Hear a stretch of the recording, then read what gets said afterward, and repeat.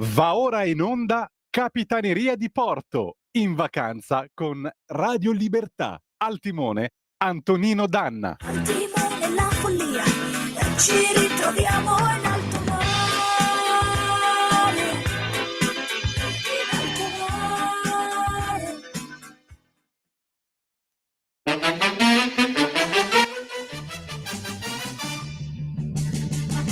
Lambre Twist, il nuovo ritmo che fa strabiliare, un cocktail fatto di genialità, di dinamismo, di eleganza, di potenza, tutto quello che può darti la felicità. Prendiamo due ruote, le mettiamo qua, un bel motore che veloce va, poi ci mettiamo un bel fanale ed un clacson dalla voce originale che ti fa. In ogni strada suonerà, Scooterlinea, nuova linea porterà. Freno a disco, novità. Mischiamo bene tutto quanto ed ecco qua, il motoscooter di gran qualità, con sicurezza e con velocità, in capo al mondo in un festoso giro tondo, la Lambretta in allegria vi porterà.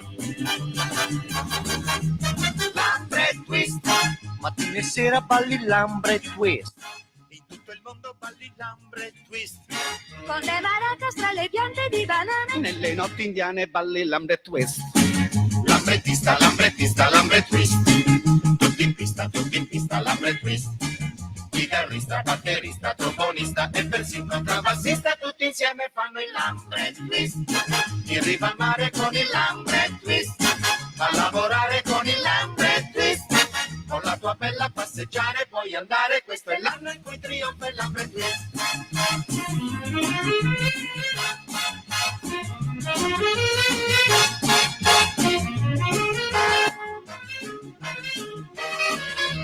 Lambre Twist, Mattina e sera balli Lambre Twist. in tutto il mondo balli Lambre Twist. Con le maracas tra le piante di banane. Nelle notti indiane balli Lambre Twist. Lambrettista, lambrettista, Lambre Twist. Tutti in pista, Lambre Twist. Chitarrista, batterista, trombonista e persino contrabbassista, tutti insieme fanno il Lambre Twist. In riva al mare con il Lambre Twist, a lavorare con il Lambre Twist, con la tua bella passeggiare puoi andare, questo è l'anno in cui trionfa il Lambre Twist. Lambre Twist. E niente, stamattina mi andava di cominciare con un twist, però per quale motivo cominciare con il solito Chubby Checker, Let's Twist Again? No, quello ce lo spariamo per la rassegna stampa di giorno 6 agosto. No. E allora ho detto, vabbè, mettiamo il quartetto Cetra con il Lambre Twist del 1962. Avete visto, anche se ci state seguendo attraverso i canali video della radio, una Lambretta DL 125, i fratelli lambrettisti che un tempo erano nostri avversari, nostri acerrimi avversari di noi vespisti, intendo, i fratelli lambrettisti e lambrettisti molto probabilmente ricorderanno il modello DL o macchia nera, che fu anche l'ultima evoluzione della Lambretta, che poi nel 71 chiuse i battenti a, come si dice, i battenti a Lambrate. Poi vabbè, l'Innocenti ha avuto tutte le vicende che ha avuto. Oggi quei capannoni che sono stati oscenamente utilizzati pure per tenerci la Munnez sono praticamente degli scheletri, non so se li abbiano abbattuti. L'unica cosa che rimane dell'Innocenti, che faceva la Lambretta e il Lambro qua in Italia e poi ha fatto le automobili, è una Lambretta monumentata in una rotatoria davanti a quello che era lo stabilimento voluto dal cavalier Fernando Innocenti. La catena di montaggio venne portata in India, la Lambretta è stata prodotta lì fino al 1997 e non vorrei sbagliarmi, ma dovrebbero essere ancora in produzione i Lambro, che erano i concorrenti dell'Ape, tre ruote con i motocarri si chiamano tecnicamente, che però lì vengono usati e sono stati trasformati in mini taxi e li chiamano tuk tuk perché è il rumore proprio del motore due tempi che fa. Allora mi piaceva ricordare stamattina la Lambretta, i nostri avversari appunto con la Lambretta, perché sapete che c'è da sempre una lite furibonda tra i vespisti e i lambrettisti, se è meglio la Lambretta che ha il telaio con la trave o se è meglio la Vespa che ha la scocca portante come l'automobile, eccetera, eccetera, eccetera. E mi piaceva portarvi anche un po' di buona musica del quartetto Cetra. A noi grazie a 1962. Amiche e amici miei, ma non dell'avventura, buongiorno. Siete sulle magiche onde di Radio Libertà. Questa è la Capitaneria di Porto. Io sono Antonino Danna e questa è la puntata di oggi, martedì 29 di luglio dell'anno del Signore 2025. Anche il compleanno del compare, l'ideologo di Aria Fritta, quindi auguri al compare. Va bene, cominciamo la nostra trasmissione. 340-670-9659, le vostre zappe o WhatsApp. Avete la lambretta, mandateci le foto. Oppure 0292947222 quando vorrete. Quando lo dirò io, veramente, scusate. M'ero perso appresso a gite in lambretta. Le 10, 50 minuti e 12 secondi e allora noi cominciamo la nostra trasmissione. Vi ricordo sempre di dare il sangue perché in ospedale serve sempre, salverete vite umane. Chi salva una vita umana salva il mondo intero. Secondo appello radiolibertà.net, fesso chi non lo legge perché è un bellissimo giornale online, andatela a visitare. Un saluto ai due Simoni, i miei registi, gli amici che mi permettono di arrivare in cima all'antenna e proiettarmi fino a voi.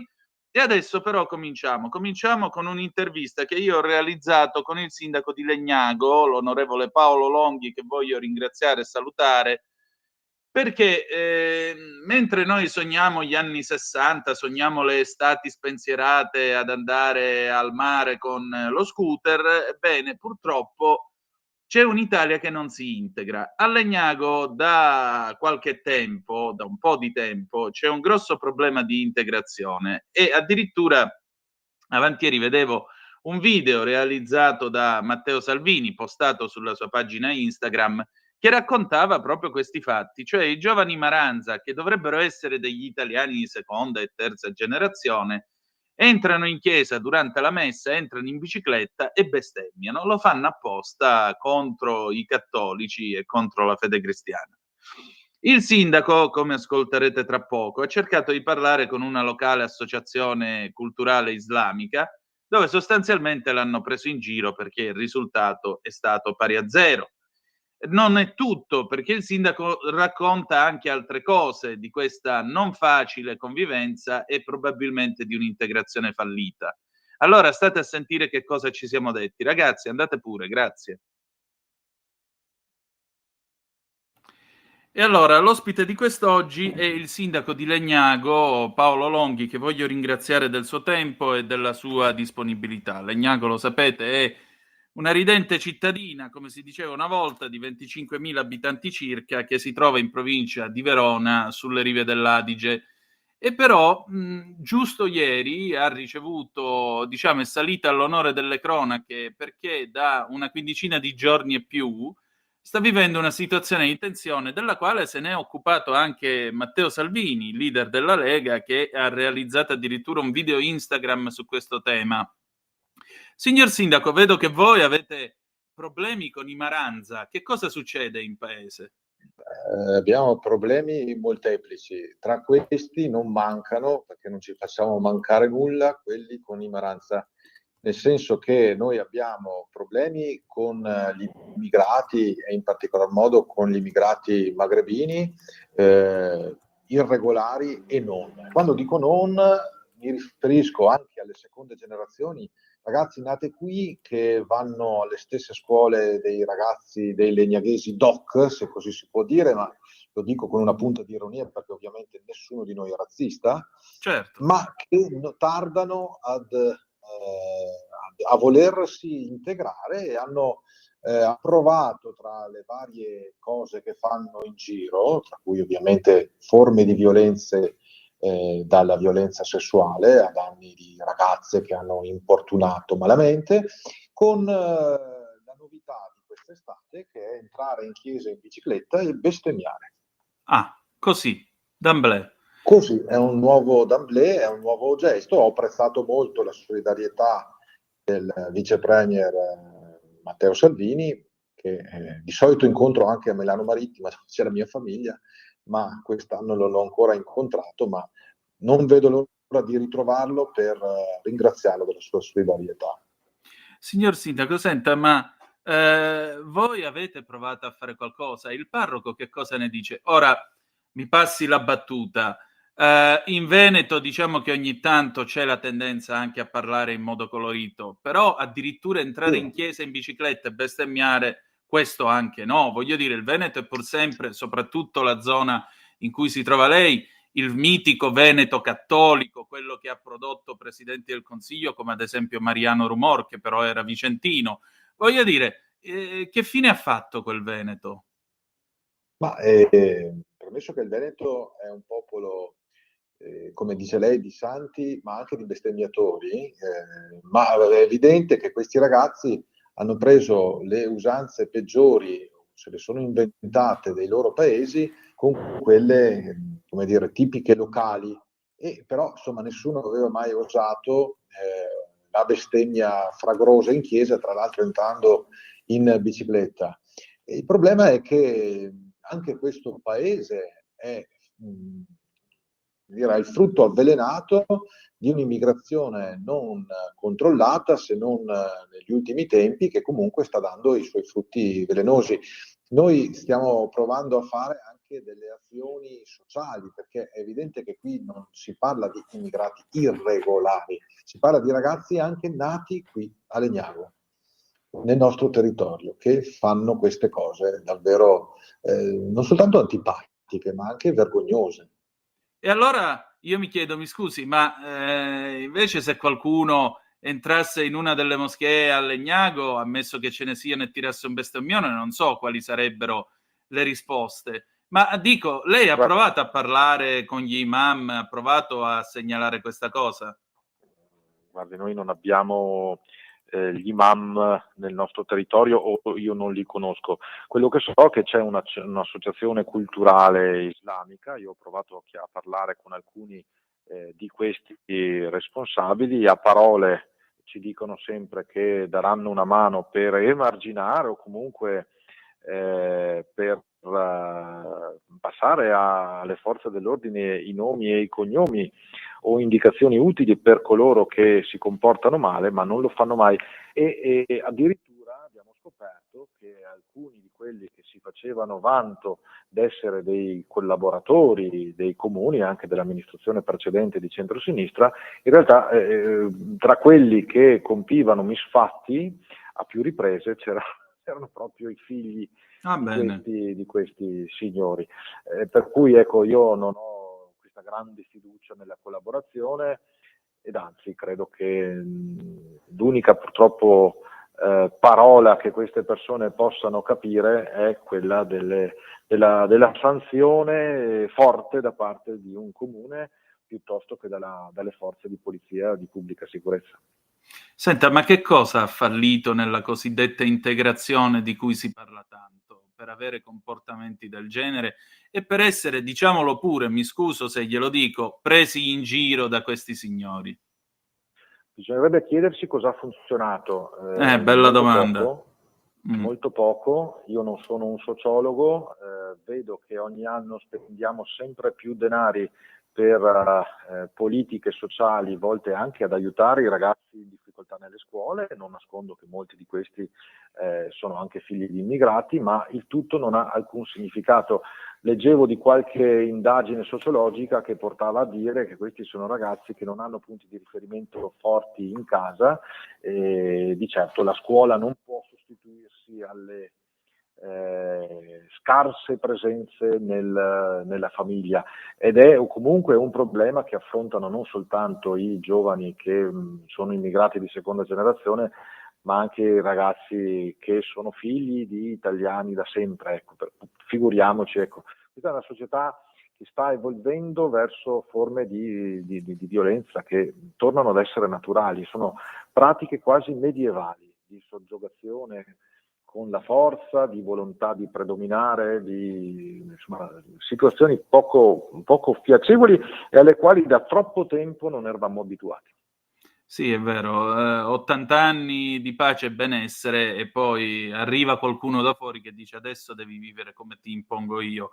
Senta, ma in più una società vecchia anche la nostra, vero. attenzione, perché c'è anche questo dato, una società che non fa figli, una società vecchia, una società che ha paura, che non vuole problemi, e di contro una società nella società di giovani che non hanno nulla da perdere, nella migliore delle ipotesi, o comunque che provano un sacco di rancore, in parte verso la propria famiglia, in parte verso una terra che non considerano la loro. Stai ascoltando Radio Libertà. la tua voce libera, senza filtri né censura. La tua radio.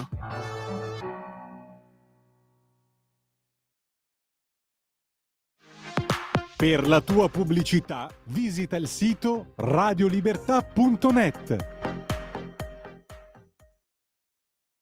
ecco il punto, una società nella società. I ghetti sono quello peraltro che si dovrebbe evitare per non arrivare poi ai problemi dei francesi con le banlieue, ma vedo che ci stiamo arrivando. Senta, io non voglio portarla in una situazione alla Peppone Don Camillo, anche perché lei non è comunista, lei guida una giunta di centrodestra, però il parroco che cosa dice di tutto questo? Il parroco, poverino, risponde come può, cioè mi ha interessato del problema, è rimasto sgomento da queste abitudini e cerca di coinvolgere i ragazzi giovani tutti all'interno di percorsi anche educativi. A volte ci riesce, con i ragazzi più giovani sicuramente, a volte no. Ecco, di fatto non si può chiedere a lui di intervenire con sanzioni o con misure draconiane. Non ne ha né la funzione e neanche lo spirito. Certo. Sindaco, senta, ma i paesani che cosa le dicono? Ma i paesani sono esasperati. Guardi, sabato sera lungo una via qua vicino al municipio dove io adesso sono, si è consumata una rissa tra magrebini. C'è un'intera via che ormai è interessata da esercizi commerciali che vengono affittati a persone extracomunitarie di origine sempre magrebina, e non passa serata che non ci sia una rissa. Sabato c'è stata una rissa addirittura con il macete. Per cui le do anche questa notizia. Sono accorsi subito i carabinieri della radiomobile, 2 ambulanze addirittura, e che dire, adesso io non sono nuovo a richiedere e ad ottenere, bisogna dire anche la verità, con dialoghi con la prefettura e con la questura, interventi di più forze coordinate, quindi la polizia di Stato piuttosto che i carabinieri, nuclei speciali delle forze dell'ordine, anche con gli agenti di polizia municipale. E il problema è che noi sindaci abbiamo pochissimi poteri. Si pensi che dal governo Monti anche gli esercizi commerciali possono tenere aperto a qualsiasi ora, anche di notte. Questa è stata la grande invenzione che il governo tecnico di Monti ci ha lasciato. E quindi la possibilità che abbiamo noi comuni un po' far leva semplicemente su quelle che sono le ordinanze, ma sono acqua di rose, ecco, per questa gente, e che tra l'altro dura anche molto poco. Quindi diciamo così, sarebbe ora di dare più potere ai sindaci. Mi viene in mente un leggendario sindaco di Treviso, per restare nel Veneto, Gentilini, Sì, il sindaco sceriffo. Gentilini, che io ho conosciuto ed era una persona che ho sempre ammirato, ecco, per la sua determinazione. Ecco, noi abbiamo fatto con i 30 sindaci della pianura veronese un documento congiunto chiedendo appunto questo al nostro governo nel quale io ripongo la massima fiducia, ma di avere più forza e di avere anche la forza di non girarsi dall'altra parte, perché qui in Italia il sistema delle espulsioni evidentemente latita anche perché siamo un po' nimbi, vogliamo le cose ma non le vogliamo nel nostro giardino, vogliamo l'espulsione dei clandestini ma non vogliamo i centri per i rimpatri nel nostro territorio. Ecco, noi abbiamo scritto che ci vuole un centro per il rimpatrio in ogni regione italiana, perché le pratiche per le espulsioni sono accelerate rispetto ai governi precedenti, ma non a sufficienza per buttare fuori tutta una serie di cancrena che purtroppo ci portiamo dietro da troppi anni. Io non oso immaginare che cosa le sia toccato vedere facendo il sindaco di Legnago, ma tra i problemi, diciamo così, oltre di ordine pubblico dei giovani e gli adulti, cosa causano? Prostituzione, furti?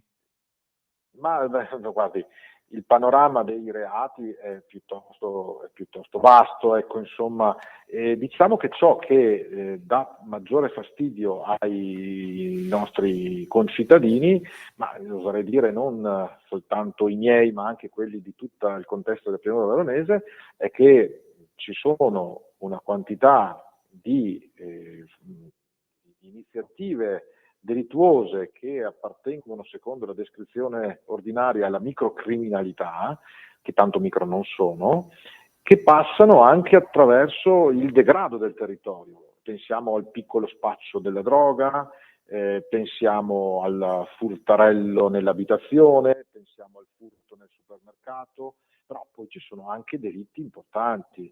Noi a Legnago abbiamo avuto diverse violenze sessuali, quindi si sono limitati, fortuna vuole, al palpeggiamento. Abbiamo anche avuto 2 violenze sessuali terminate nello stupro nel giro di 6 mesi. Aia. E questo è di una gravità assoluta. Vuole fare una scommessa con me su chi è stato il responsabile? Non scommetto mai quando perdo i soldi. Ecco, guardi, non li perderebbe. Però ecco, le lascio immaginare chi può essere causa di questi comportamenti disumani. Era un immigrato, immagino. E beh.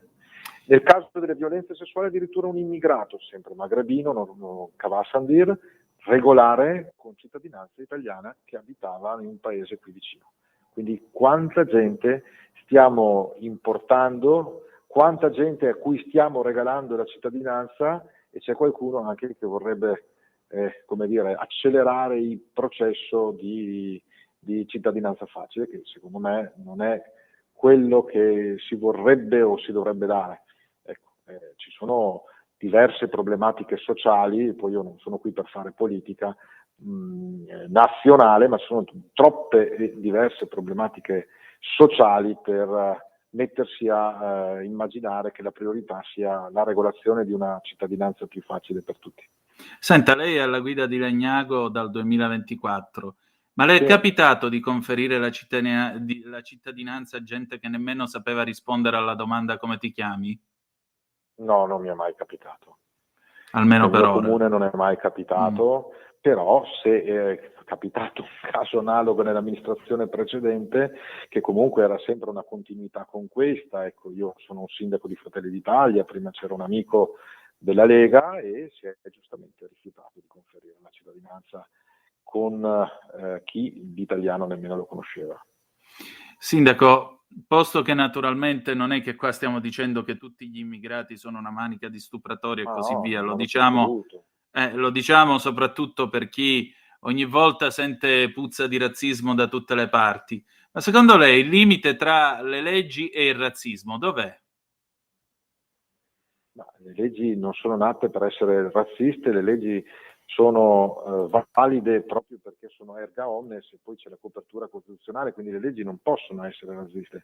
È il comportamento umano che va contro le leggi e che va contro il buonsenso, che spesso è razzista, perché mi faccia dire, non è il comportamento dell'italiano o del legnaghese nel caso specifico che è razzista semplicemente perché ha paura e va a lamentarsi con il sindaco, con il parroco per comportamenti che sono desolanti nella migliore delle ipotesi, ma è il comportamento di chi mette in atto queste azioni criminose che in un certo senso è razzista.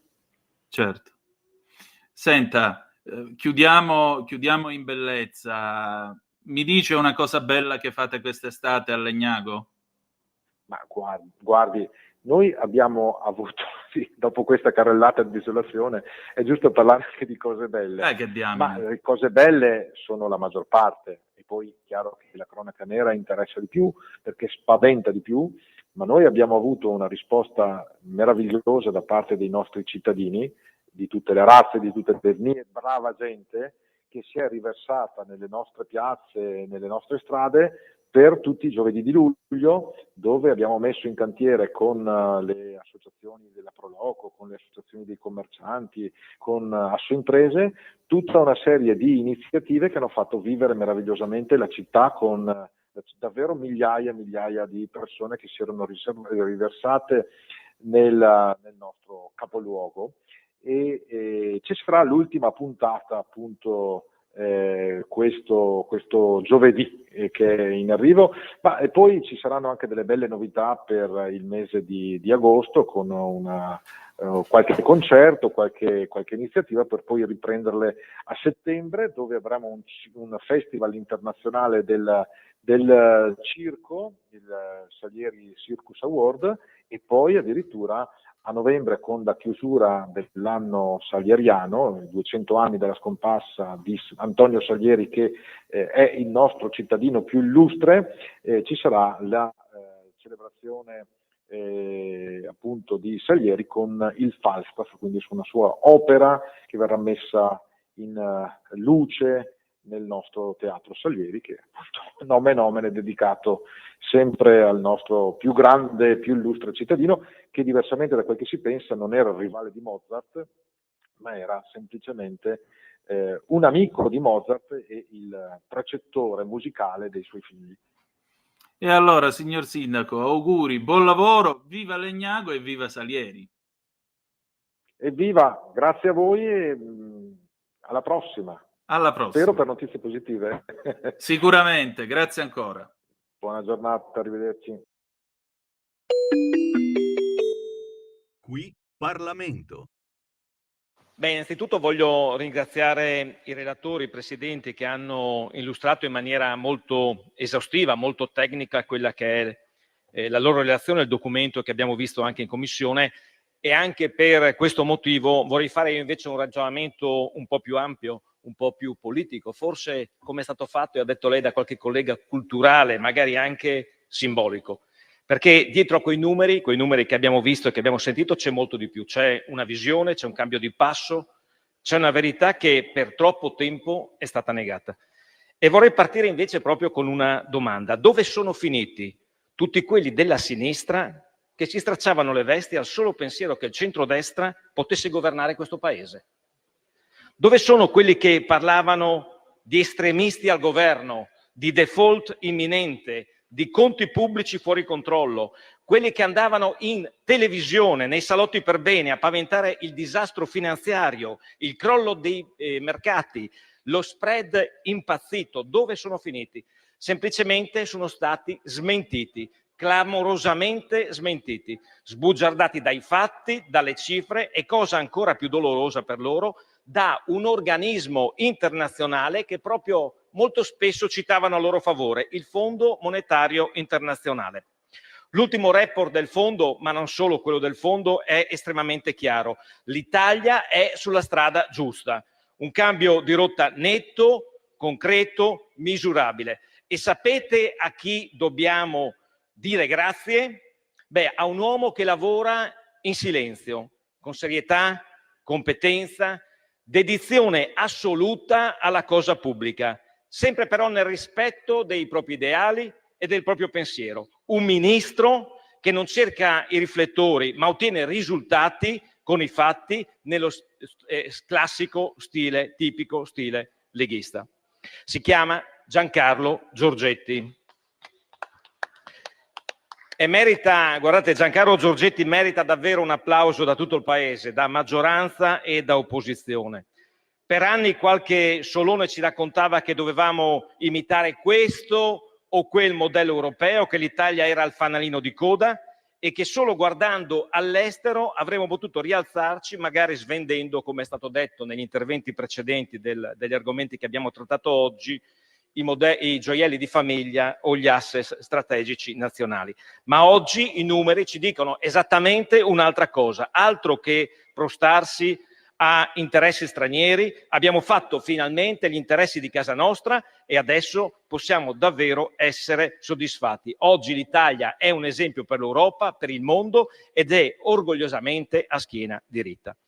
Io, vedete, da ex europarlamentare ho mantenuto diversi rapporti con colleghi stranieri, anche di partiti diversi, anche lontani dalla mia visione. E sapete cosa mi dicono nei nostri incontri? Che sono davvero sbalorditi. Sì, sono sbalorditi di quella che è la tenuta economica, la capacità di governare con responsabilità, il pragmatismo di questo governo. E sapete perché? Perché loro, come tanti, si erano fatti evidentemente influenzare da quella che io definisco una narrazione tossica, quella che voleva l'Italia allo sbando solo perché aveva deciso di voltare pagina e affidarsi al centrodestra serio, patriottico, concreto.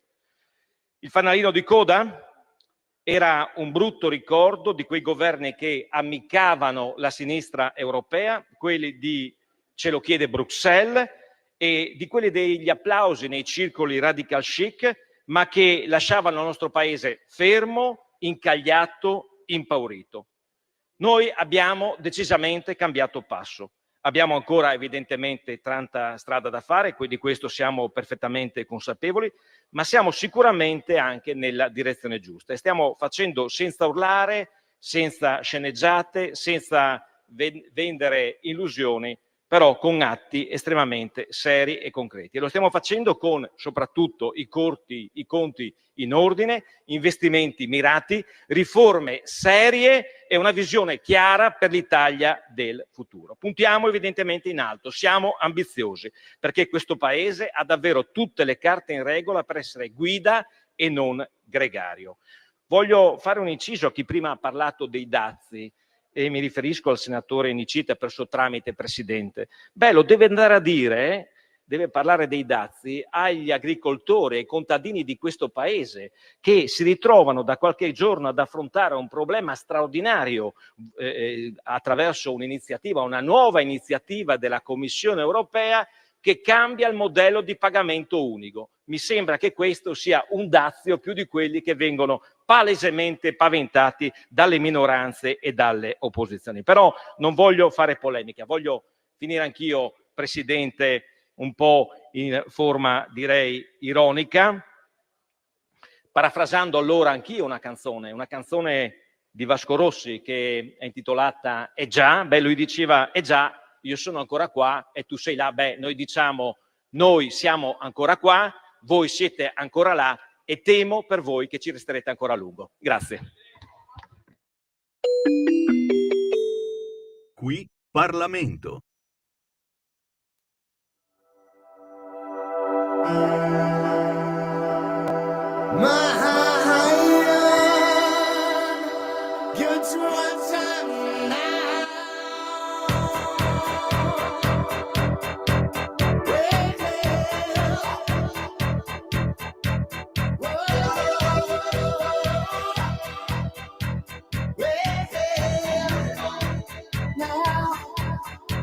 Relax, don't do it when you wanna go to it. Relax, don't do it when you wanna come.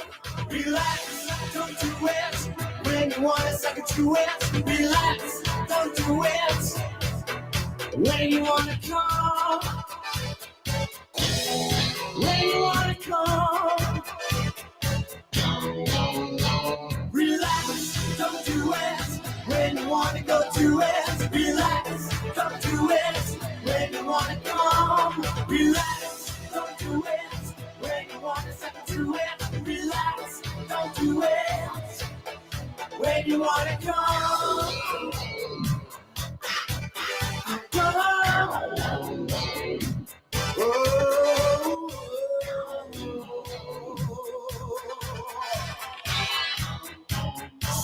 But shoot in the right direction. Making it your intention. Live those dreams, scheme those schemes. Gotta hit me with your place of me.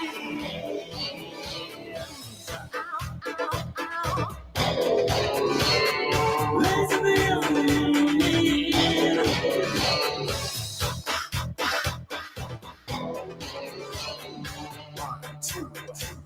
Relax, don't do it. Relax,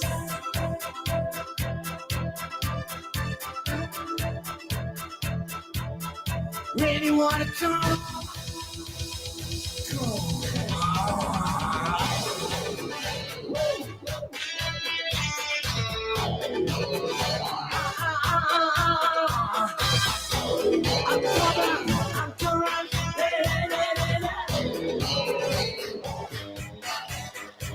Relax, don't do it when you wanna go to it. Relax, don't do it when you wanna come. Relax, don't do it when you wanna start to it. Relax, don't do it, love, when you wanna come. When you wanna come. When you wanna come. Come.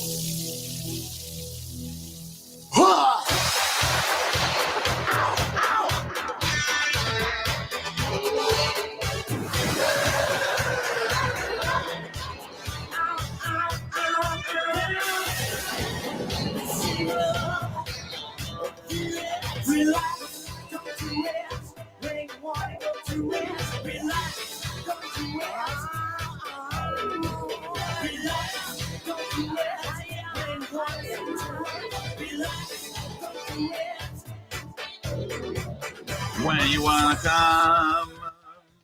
Pam, pam, pam. Era il 1984 quando Frankie Goes to Hollywood cantava Relax, e noi adesso di questo parleremo alle ore 11, 20 minuti e 39 secondi sulle magiche onde di Radio Libertà. Questa è sempre la Capitaneria di Porto. Antonino Danna al microfono con voi. Avete ascoltato nel Qui Parlamento il senatore Marco Dreosto, che ringraziamo per il suo tempo, e diamo un'occhiata anche alle zappe che sono arrivate qui al 340 670 9659, e in particolare vediamo un po' come mai non si è gridata al patriarcato visto come è stata trattata Ursula. Marco, per il semplice e banale motivo che Ursula è dal lato giusto, che vuoi ti dica, o forse perché molto semplicemente quelli che dicono ogni giorno ci vuole più Europa, dobbiamo fare tutti con l'Europa, quella erano troppo impegnati a prendersela con questo governo, dimenticando volutamente che questo governo non avrebbe potuto trattare direttamente con Trump per i dazi, per il semplice e banale motivo che è obbligato a rispettare i trattati europei, e quindi ha dovuto parlare la baronessa per conto di tutti quanti. La BBC, tra l'altro, grazie per avermi passato la palla, Marco, adesso ti rimporta. La BBC, peraltro, ieri faceva una valutazione di chi ha vinto e chi ha perso. Tra quelli che hanno perso ci metteva la cosiddetta solidarietà europea, proprio perché non tutti i paesi europei hanno accolto il dazio al 15% con gioia, anzi lo stesso Orban, lo sapete, ha detto che la buona Ursula è stata mangiata a colazione da The Donald, e io non ho altro da aggiungere su questo. Va bene, diamo anche una rapida occhiata alle agenzie, soprattutto la DN Kronos, apertura, Gaza, nuovi raid dall'alba, almeno 34 morti, l'Olanda vieta l'ingresso ai ministri israeliani. Ancora esteri, sparatori, l'Olanda si può vergognare, la sparatoria a Manhattan uccide 4 persone prima di togliersi la vita. Trump e l'ultimatum a Putin sull'Ucraina, la replica di Medvedev, gioca ma rischia la guerra contro gli USA. Il tycoon deluso dallo zar lancia un nuovo ultimatum a Mosca, 10 giorni per mettere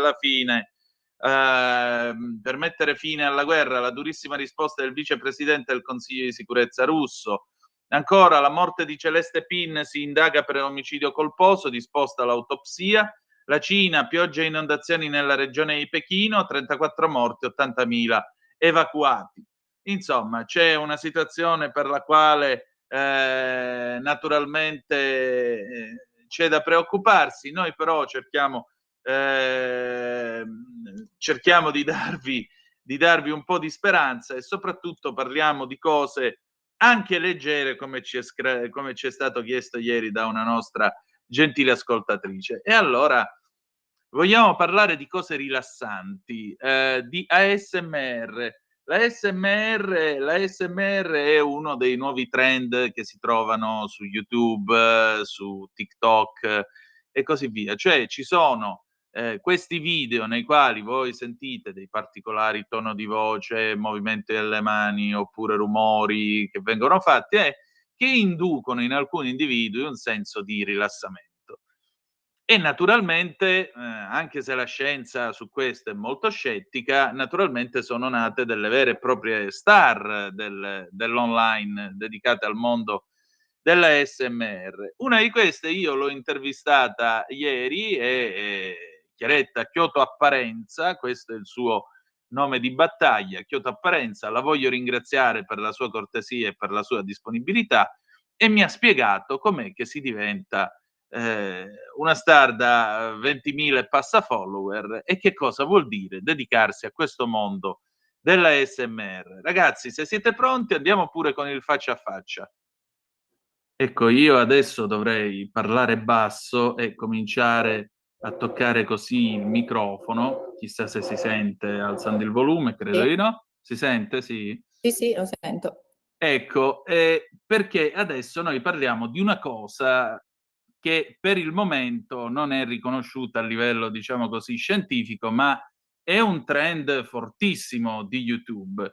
È il cosiddetto ASMR. Che cos'è? Secondo Wikipedia, che io leggo qua, ASMR altro non è che Autonomous Sensory Meridian Response, cioè una sorta di formicolio, leggo, in lieve in varie parti del corpo, per lo più accompagnata da uno stato di rilassamento mentale di chi la sperimenta. A suscitarla corrispondono numerosi stimoli cerebrali, pensieri o idee, oppure di natura visiva, uditiva, tattile, percepiti da un soggetto in modo attivo o passivo. Insomma, questo sussurrare, questo movimento delle mani e così via inducono una sensazione di rilassamento, ed ecco perché, tra l'altro, prima di questo faccia a faccia abbiamo mandato in onda Frankie Goes to Hollywood con Relax, solo che quello è un pezzo tutto lanciatissimo, qua invece siamo tranquilli. E io ho il piacere di presentarvi una delle reginette italiane della ASMR, che è la nostra Chiaretta Chioto, la quale ha questo canale che adesso vi faccio vedere, Chioto Apparenza, su YouTube, canale che per il momento ha superato i 20.000 e più follower, se ho detto bene, sì, 20.100 iscritti e Esatto. 311 video. Allora, Chiaretta, intanto grazie del tuo tempo e benvenuta. Quello che io mi chiedo, no? Perché voglio dire, tu nella vita fai tutt'altro, ti occupi di altro. Perché la ASMR? Perché hai scelto di fare questi video? Bella domanda. Allora, io sono sempre stata appassionata di massaggi, nel senso che ancora prima che iniziasse il fenomeno ASMR, e quando ancora la connessione internet si doveva pagare, costava anche tanto, mi collegavo per trovare proprio anche video cortissimi di 1 minuto di massaggio, perché trovavo proprio che mi rilassassero. Nel senso che tornavo da scuola e cercavo quello. Poi, collegato a un interesse mio di massaggiare, mi trovavo magari a dare un massaggio a mia mamma, dovuta dalla stanchezza, a mio papà, mi si è proprio creata questa passione, questo piacere di massaggiare gli altri. Sì. Cosa è successo però? Che nel 2015-2016 io termino l'università e mi trovo un po' come tutti i neolaureati persa, non sapevo assolutamente cosa fare, anche un po' a livello mentale, ero un po' stressata, non sapevo cosa volessi dalla vita, mi sono trovata in Nuova Zelanda a cercare un qualcosa che poi in Nuova Zelanda non è arrivato, ma che poi in realtà ha dato l'input per altri percorsi che ho avuto nella vita. Mi sono sentita in dovere per me stessa di mettermi in gioco. Sì. Avevo talmente tante paure, e lo dico proprio perché la ASMR aiuta molto anche le persone che soffrono di attacchi di panico, attacchi di ansia, depressione, quindi voglio che sentano che non sono soli, coloro che ne soffrono. Ho sentito questo bisogno di dovermi mettere la faccia al pubblico, e mostrare magari anche semplicemente qualcosa che mi piacesse. Quindi ero in Nuova Zelanda, stavo facendo il mio giro intorno alle isole e così, un po' per scherzo, mi sono trovata a caricare un video che avevo registrato con un mio, diciamo, collega di viaggio, a caricare questo massaggio fatto la prima parte sulla schiena e la seconda parte sulla nuca. E da lì è scoppiato il tutto, nel senso che il giorno dopo mi son trovata con 1000 iscrizioni e 3000 visualizzazioni, solo un video. E da lì è diventata una passione che mi ha permesso di conoscere tantissima gente, perché io ho voluto impostare il mio canale YouTube come mezzo volevo che fosse l'occhio per coloro che magari per paura, per timore non potessero uscire o non se la sentissero di uscire. Volevo essere il loro tutor di viaggio e quindi ho conosciuto nazionalità, ho conosciuto culture, ho conosciuto religioni, etnie che ho presentato nel mio ASMR, nel mio canale Kyoto Apparenza. Infatti, diciamo una cosa, questa diciamo particolarità ti ha portato a conoscere, immagino, come hai detto, persone di tutti i paesi. Qual è la cosa più strana che t'è capitata? Stai ascoltando Radio Libertà. la tua voce libera, senza filtri né censura. La tua radio. Lo amiamo perché ci offre sempre le cose più buone e naturali. Linea Alberto Acerbis. Buongiorno cari amiche e buongiorno cari amici di Radio Libertà. Prima di lasciarvi alle vacanze del mese di agosto voglio farvi un'offerta davvero straordinaria. Parliamo di GastroFree. GastroFree in questi giorni sta avendo, chiaramente si mangia qualcosa di più, si esagera un pochettino, però GastroFree si usa tutto l'anno, in modo particolare in questo periodo. Perché? Perché GastroFree è una soluzione alla bava di lumaca, uno sciroppo, non ha controindicazioni, alla bava di lumaca con tutti i principi attivi che ha la bava di lumaca e tutti gli estratti di origine vegetale presenti, quindi un prodotto naturale per coloro che soffrono di iperacidità, che soffrono di reflusso gastroesofageo. Quando mangi qualcosa ti si gonfia la pancia, quando rinunci a mangiare quella cosa che hai sempre mangiato perché non la digerisci, perché ti svegli di notte e continui a bere. Allora provate, perché ormai la cosa è risaputa, è un successo straordinario da 15 anni, GastroFree.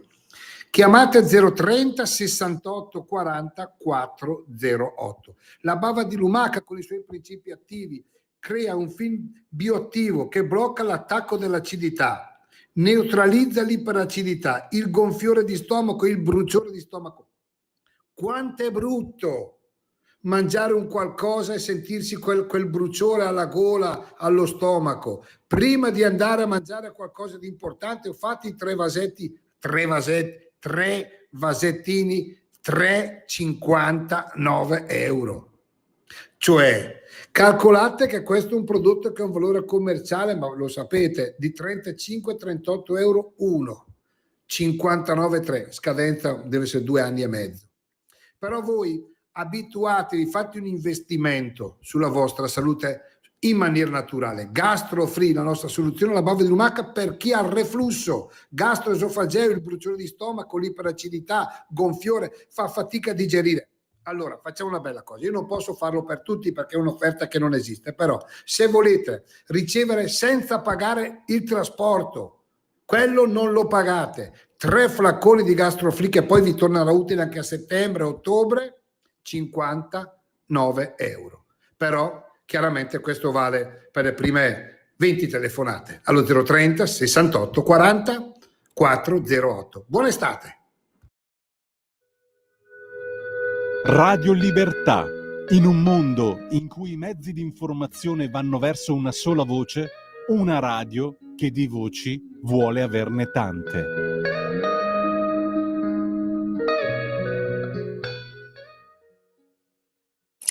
Ma allora, A me fa sempre molta impressione, ma perché io sono di per sé una persona molto timida, sebbene comunque ormai tanta gente mi segue e mi vede quindi sui social, sono comunque timida e quindi mi fa ancora strano, seppure piacevolissimo, incontrare persone che mi fermano. Un giorno mi è capitato una persona che mi ha riconosciuto in un supermercato e gentilissimo si è fermato perché a me fa veramente piacere e si è presentato dicendomi che mi avesse riconosciuto. E poi ovviamente altre tipologie di richieste invece magari più su altre tematiche basate magari su dei piaceri e delle sensazioni che le persone provano magari nel massaggiare una certa parte rispetto a un'altra, quindi richieste di massaggiare il lobo dell'orecchio piuttosto che una zona specifica della mano, perché ovviamente poi tutti noi abbiamo delle particolarità che prediligiamo nel momento del rilassamento e magari a me fa strano perché non mi suscita quel rilassamento che invece crea l'altra persona, quindi richieste magari un po' più particolari. Certo. Senti, il massaggio è anche un modo per comunicare, un modo per entrare in relazione, un modo, se tu vuoi, anche intimo di dialogo. Ma in generale, chi cerca la ASMR, i video ASMR, o chi cerca un massaggio, che cosa vuole? Che persona è? Secondo me sono persone che comunque necessitano di un momento di pace, perché comunque siamo circondati da tantissimi stimoli. La tecnologia ormai ci sta invadendo e ci sta anche un po' distaccando dalla quotidianità. Per esempio, io col mio canale YouTube cerco di riportare un po' i follower, coloro che mi seguono o comunque coloro che guardano il mio video, non necessariamente seguendomi, a cercare di vedere nel quotidiano quella tranquillità che tutti noi possiamo cercare, nel senso che non per forza si deve andare in una spa piuttosto che in un centro massaggi. La SMR può essere trovato ovunque, perché se noi siamo capaci di trovare nella natura, in una foglia che si muove, in una nuvola che scorre, il piacere e la naturalezza del movimento, ci possiamo benissimo tranquillizzare e rilassare. Quindi io trovo che siamo quelle persone che amino molto l'ASMR cerchino veramente un rilassamento che altrimenti con la lettura, piuttosto che con la visione di un film, piuttosto che con una passeggiata con un amico, con degli amici, non si riesce a raggiungere. Si ha bisogno di quella pace solitaria che un video ti permette di fare, anche perché comunque sei col tuo essere, col tuo io, non c'è giudizio, non vieni giudicato e quindi ti permetti anche di guardare un video che magari non devi spiegare ad altri, o per il quale non devi spiegare ad altri il motivo del rilassamento. Senti, ma se non sono indiscreto, il tuo ASMR qual è quando tu arrivi a casa dopo una giornata di lavoro? Ah, il mio gatto. Io in questo periodo di transizione tra l'università e la vita lavorativa, poi ho iniziato un dottorato, avevo veramente bisogno di guardare il piccolo per sentirmi viva. E quindi per me veramente è annaffiare la pianta, vedere il gattino che gioca, sentire il rumore della macchina per cucire, i miei hanno un negozio di macchine per cucire, ruotare, girare, sono i piccoli movimenti che mi permettono di dire: Chiaretta, tu sei qua, sei ora in questo momento, ci sei, goditi il momento, goditi l'attimo. Quindi per me questo è importante e lo provo proprio a passare sui miei social, che possono essere YouTube piuttosto che TikTok e Instagram. È un concetto che ho piacere che si passi. Scusate, ma questo è un passaggio di una bella delicatezza, eh? Una bella delicatezza, il ricordo delle piccole cose, soprattutto è qualcosa giocato sull'anima, perché mi pare che in quest'epoca non si giochi più granché sull'anima, eppure è lì che si decide tutto. Quindi, insomma, non si tratta solo di vedere un video di un massaggio, si tratta di un'esperienza, prima di tutto, se mi posso permettere, anche di una ricerca di se stessi. Esatto.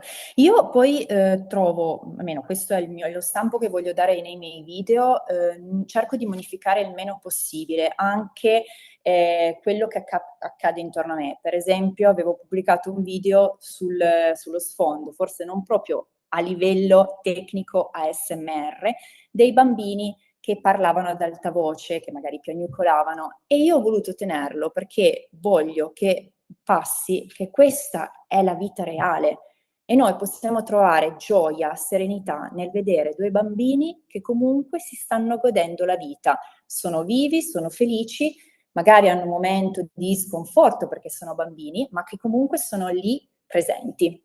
E quindi ho voluto tenerlo e so che molti miei follower, soprattutto quelli più tenaci, che ci sono dal 2016, lo hanno capito e sono molto orgogliosa che sia passato. Senti, stamattina mi ha telefonato un'ascoltatrice e mi ha detto, dice, ora è estate e vorremmo un pochettino allontanarci da tutti questi discorsi su omicidi, guerre, perché la cronaca nera fa sempre notizia. E allora, a maggior ragione, cosa può essere in grado di rilassare in un momento come questo, tra l'altro in un periodo dell'anno in cui la gente viene in realtà invitata a fare il più possibile casino. E invece? Tu cosa Io suggerisci? suggerisco, allora, io sono fortunata perché vivendo in Cuneo, nella provincia di Cuneo, sono molto vicina alle montagne, ma Beh, sono anche abbastanza vicina al mare. E suggerisco di stare il più possibile in natura. Noi abbiamo delle valli bellissime che ci permettono di fare percorsi in montagna senza vedere grattacieli piuttosto che cemento o i suoni, diciamo, della città. Ma anche il mare, perché a me, per esempio, rilassa tantissimo il suono delle onde e stare a vedere questo sole che ti scalda, anche in questo caso percepire il sole che ti tocca la pelle, che è una sensazione che ti fa permettere di dire io ci sono in questo momento. E se uno si riflette su questo, riflette proprio su questo concetto, gli altri pensieri si allontanano, quindi è anche una tipologia di meditazione, se vogliamo dirla tutta. Chiodo, Quindi senti, sicuramente la montagna, sicuramente la natura, i laghi, approfittiamo delle bellezze che ci sono nel nostro bellissimo paese. Detto da una che per tanti anni se n'è voluta andare dall'Italia, ma quando ne è tornata si è sbalordita delle bellezze che l'Italia ha da offrire.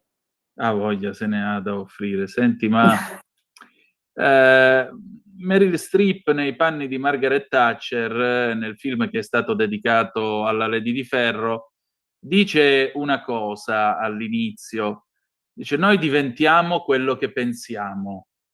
Cosa dovremmo diventare in questo periodo? Tu che vorresti diventare? Sicuramente una persona con meno pensieri.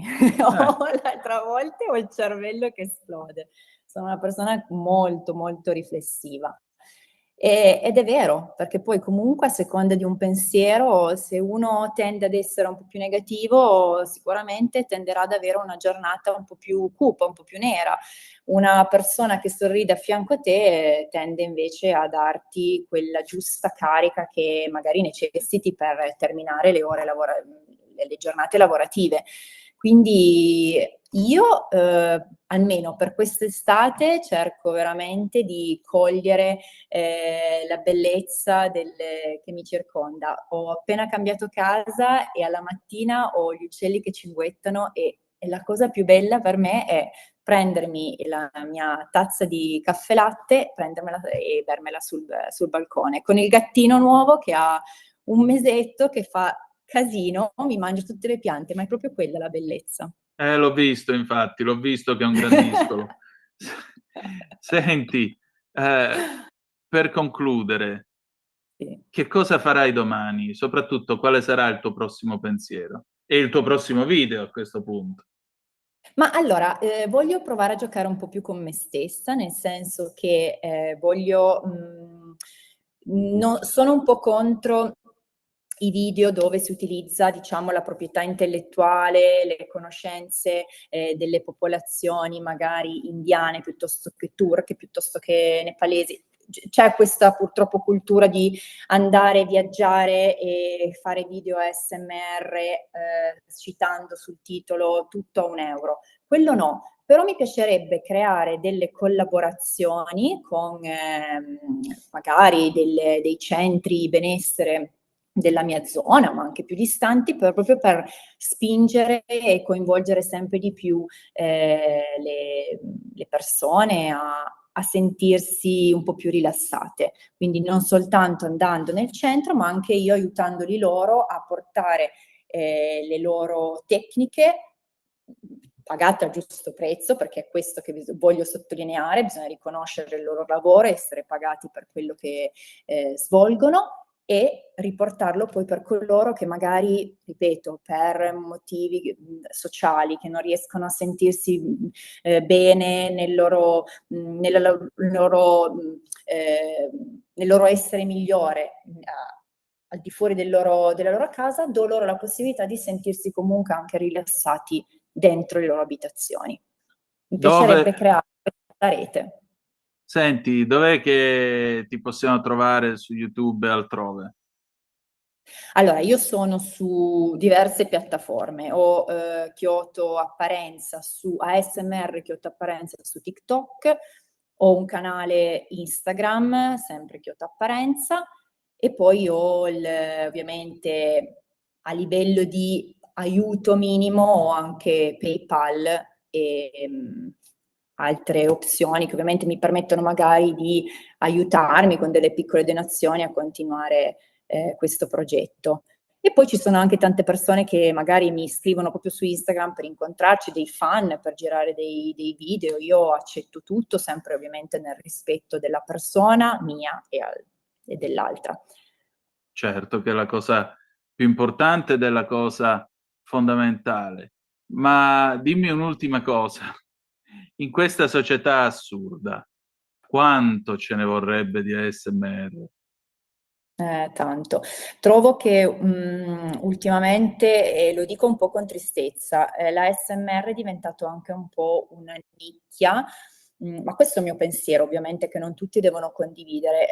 C'è anche purtroppo il desiderio di monetizzare tanto con l'ASMR, quindi trovo molta, diciamo, superficialità, trovo Sì. molta estetica nei video, e questo un po' simboleggia di nuovo il desiderio di fare un po' troppo profitto su magari delle necessità che noi tutti richiediamo, che in questo caso è proprio tranquillizzarci un po' tutti da questo mondo frenetico.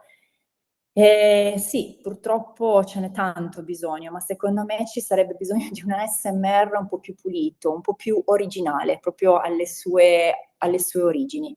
Spero che anche altre persone continuino su questo tragitto, di mantenerlo il più pulito, il più Genuino. originale e il più genuino. Esatto, grazie della parola. Prego, Questa allora... è una richiesta.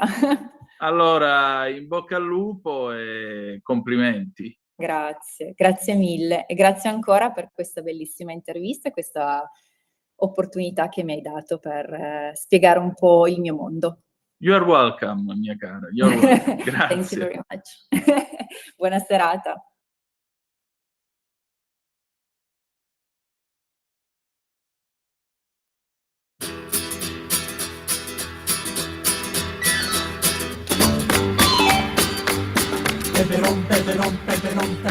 Da quando tu prendi il solleone, sei rossa spellata, sei come un peperone. Bagnata dall'acqua di sale, baciata dal vento che viene dal mare, accanto alla riva pian piano ti lasci bruciare dal sole. Con tutte le creme, massaggi la pelle, ma giorno per giorno ti riempi di bolle le gambe, le braccia, il naso e le spalle. Ti lasci bruciare. Da quando tu prendi il solleone, sei rossa spellata, sei come un peperone. Da quando tu prendi il solleone, sei rossa spellata, sei come un peperone. Ormai pure all'ombra continui a scottarti, nemmeno la luna riesce a calmarti. Appena ti stringo tu urli, tu piangi, mio pallido amor. Avevi le labbra così vellutate e oggi le rosse così screpolate che sembra che io baci l'ortica di un campo ingiallito dal sole. Da quando tu prendi il solleone, sei rossa spellata, sei come un peperone. Da quando tu prendi il solleone, sei rossa spellata, sei come un peperone. Ah, ah, ah, ah, ah, ah, ah,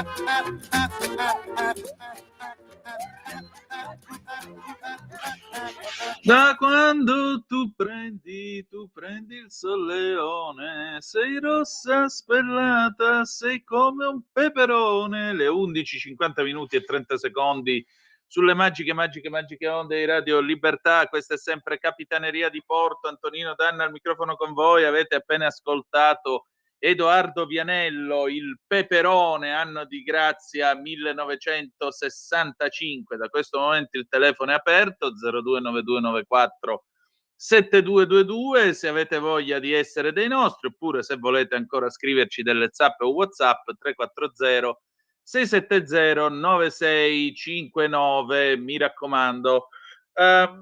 Andiamo ancora a dare un'occhiata alle agenzie. Stavo vedendo una cosa, tra l'altro interessante, almeno mi sembra interessante. C'è un'avanzata del, come potremmo dire, del sovranismo anche in Giappone. Non so se avete seguito la settimana scorsa le elezioni giapponesi. Comunque è nato questo Sanseito, questo partito fondato nel 2020, il cui nome in pratica tradotto sarebbe partito dal fai da te, partito veditela tu sarebbe, però effettivamente fa abbastanza ridere così. In realtà questo partito, sapete qual è il suo motto? Prima i giapponesi, e vuole chiudere le frontiere all'immigrazione, vuole naturalmente difendere il paese dall'arrivo dell'immigrazione clandestina, e vuole anche difendere il paese niente meno dai turisti, perché i turisti con molta maleducazione sfregiano i monumenti e non rispettano la cortesia tipicamente giapponese, che è la regola essenziale per vivere nel paese. Non so voi, ma io lo sento, mi sembra di sentire qualcosa di già noto. Che ne dite? Abbiamo una telefonata, pronto, chi è là? Sì, è già noto perché ieri non mi hai dato la risposta, il contraddittorio. Facile, non farlo. Te l'ho già data la risposta, quindi possiamo andare avanti. Dimmi tutto. No, ti dico subito, ma scusa, te di che governo, cioè, te no, ma quello che appoggia Salvini, che governo è? Non mi dire che è la von der Leyen, perché la Meloni, da intervista, ha detto siamo riusciti a strappare il meglio, cioè dal 4 al 15, complimenti. Oppure andiamo a prendere il gas dall'Algeria, bene, invece lo prendiamo liquefatto dall'America, poi abbiamo fatto il 5%, ma scusami, hai votato anche te leghista in Parlamento all'aumento delle spese militari, hai fatto anche te la riunione con la Meloni a essere d'accordo a dare mandato alla von der Leyen, dove tutti questi fenomeni che praticamente, oltre a quelli che vengono intervistati da Borghi, ma perché non alzate il culetto e andate via praticamente dal Parlamento? Vabbè, senti, datti una calmata intanto quando ti attacchi al telefono e chiami qua, che non siamo al bar e sei gentilmente pregato di adottare un comportamento più urbano. Detto ciò, mi stupiscono questi di sinistra che vengono e se la prendono con la Meloni, quando sono quelli che fino all'altro giorno dicevano che la Meloni doveva stare zitta buona nel gruppo dell'Europa perché dovevamo essere tutti uniti e trattare con Trump. Bene, siamo stati tutti uniti, abbiamo trattato con Trump, questo è il risultato. Punto, fine. Abbiamo un'altra telefonata, pronto, chi è là? Ciao Antonino, sono Marco da Mantova. Oi, grandissimo, dimmi tutto. Allora, l'intervista con il sindaco di Legnago è chiarissima. Allora, io ti racconto un aneddoto. Quando io ero bambino, io abitavo dalle tue parti, o perlomeno nel milanese. Io ho fatto le elementari e le medie tra Paderno Dugnano e Cusano Milanino, perché abitavo proprio sul confine dei due paesi. Allora, in classe c'erano già ragazzini che avevano problemi familiari, sociali, soprattutto meridionali. C'era chi magari non veniva a scuola vestito male, diciamo non ordinato, magari non lavato, bambini che avevano veramente problemi gravi in famiglia. Però di fronte all'insegnante, sebbene magari qualcuno fosse ripetente, non mancavano di rispetto, ok? Riconoscevano l'autorità dell'insegnante. Certo. Oggi molte volte non succede neanche più questo con i ragazzini, i bambini di famiglie non italiane, soprattutto musulmane. E come diceva il sindaco, perché? Perché non si sentono di questa terra, non si sentono né della terra natale dei loro genitori e dei loro nonni, e neanche di questa terra. Allora io mi aggancio anche a un fatto che ha raccontato Sammy stamattina, quello del papà ebraico col bambino di 5-6 anni che è stato Quella è aggredito stata una ieri. pagina schifosa e l'Italia si dovrebbe vergognare per questo. Ecco, Rete 4, il TG delle 7 di Rete 4. Ehi, e che è successo? Secondo me le due cose vanno abbastanza a braccetto, perché a breve, e quello che ha raccontato il sindaco di Legnago, oltre a colpire gli ebrei, bene o male a breve colpirà anche i cristiani, perché se un gruppo di Maranza a Legnago entra in chiesa durante una funzione religiosa in bicicletta, sapendo che è una cosa scorretta e bestemmiando, è già un messaggio che arriva forte. E tutto questo per noi diceva, giustamente tu hai detto, in Francia c'è questo rischio, ma stiamo arrivando velocemente anche qua. Sì, perché molte di queste, chiamiamole comunità persone, attraverso i social media si mandano i messaggi e si riescono a coordinare. Quindi è molto pericoloso quello che è successo a Legnago, perché sicuramente potrebbe fare da detonatore ad altre situazioni simili che in altre parti del nostro paese. Questo è veramente preoccupante e non è da prendere sotto gamba. Niente, volevo soltanto dire questo, Antonino. Ciao, grazie. Ma guarda, mi sembra un'ottima riflessione e non ho altro da aggiungere, direi, a tutto questo. Benissimo, noi abbiamo finito per quest'oggi e che dire di più, che adesso ci salutiamo con Fausto Papetti, La dolce vita del 1972. Sì, quest'estate chiuderemo la capitaneria con Fausto Papetti. Voglio recuperare quel candore anni 70 delle nostre estati. Adesso c'è Giuliano Zulin, ragioniamoci sopra, ragioniamoci tutti quanti. Che dire di più? Noi ci troviamo domani torna il mercatello, domani parliamo di corna vissute, visto il caso Bova e viste anche altre cosuzze, per la parte diciamo così più ludica. Per la parte seria avremo modo invece di parlare del rigurgito Notab in Val Susa con Lorenza Morello. Grazie per essere stati con noi. Arrivederci a domani, 10:35 trattabili, e ricordate che the best is yet to come, il meglio deve ancora venire. Vi ha parlato Antonino Danna, buongiorno.